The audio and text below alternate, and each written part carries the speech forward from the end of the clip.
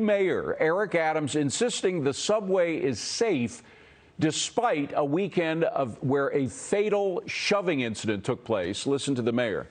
We know that public safety is not only actual, but it's perceived. And when you have an incident like this, the perception is what we're fighting against.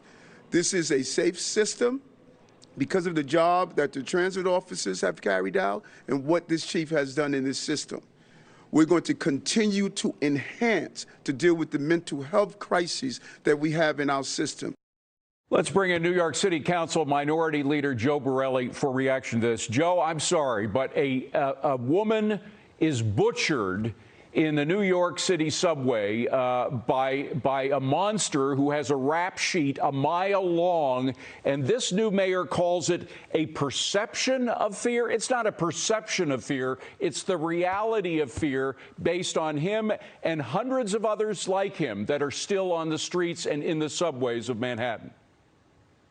Of course, David. Look, no New Yorker can tell you with a straight face that Subway's safety has gotten any better after 8 years of Bill de Blasio. And certainly the actual crime data and crime statistics indicate that things have not been as safe as they were in the past. I hope Eric Adams remembers the people who elected him. He is someone who made a conscientious choice, correctly, by the way, to speak to the majority of New Yorkers, not listening to the far left, the regular New Yorkers who want a proactive, responsible, and efficient police force to investigate, prosecute, and put people like this in confined conditions. And if he doesn't deliver on that, unfortunately, his mayoralty might be as bad as the last guy. Joe, for those who don't know, this city used to be one of the safest cities in the world, in the entire world. Now you can walk down any city street and see an individual that's just as frightening and just as much of a powder keg as this person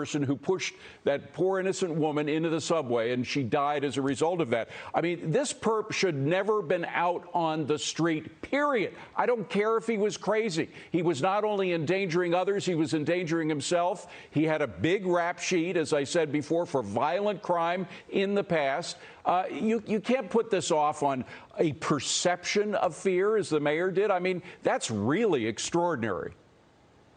No, it's extreme. Look, again, New York has always had heinous crimes. The difference is in the past 2 years or 3 years, the Democratic elected officials that govern this city had made a conscientious decision to pay more attention to bail reform, pay more attention to reforming the police department, to defunding the police department, to hampering cops' hard work than they do to potential victims and to New Yorkers who have to unfortunately live in fear of this type of mentally ill criminal. And it really is going to take some sort of action from the part of regular New Yorkers and elsewhere in this country to continuously ask the Democratic Party, why does 99% of your time, why do all of your energies, why do all of your resources constantly go towards talking about and protecting criminals and inmates and people accused of crimes, and why don't they spend enough time worrying about current victims and all the victims that may come as a result of their policies? That's the reckoning that must happen with the Democratic Party with regular Americans. Well, and Joe, the fact is it's happening all over the country. Wherever you have one of these Soros prosecutors, like we just got in New York with Alvin Bragg, you have it in Los Angeles, in San Francisco, in Milwaukee, in Chicago, all of these radical prosecutors who let people like this perpetrator out on the street to harm or kill other innocent citizens in the United States. You're going to have this problem. And I don't know if this mayor has the backbone to stand up to the prosecutors, to stand up to the city council or Albany, where these crazy bail laws were constructed. I mean, you have to have somebody with real backbone. This mayor came in, we thought he had it. He's a former cop. He was sounding the right thing, but he's not walking the walk.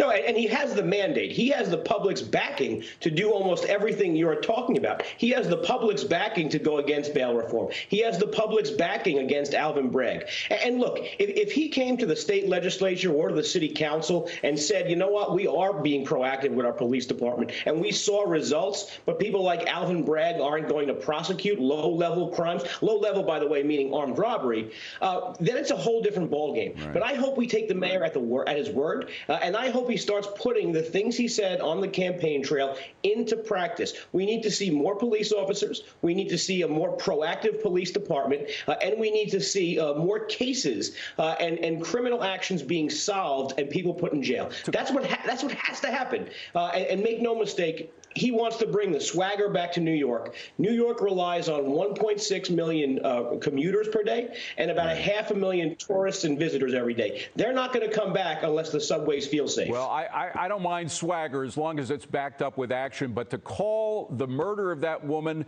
a perception rather than the reality, people are afraid in New York because of the reality of what's happening in New York. We got to take these monsters off the street because they are on the street. They are threatening and killing innocent citizens, and it's got to stop. This mayor has to use different language right now. He's in la la land right now. He's got to get back to reality. I was hoping it was there, but it looks like he's not yet. Joe, thank you very much. Good.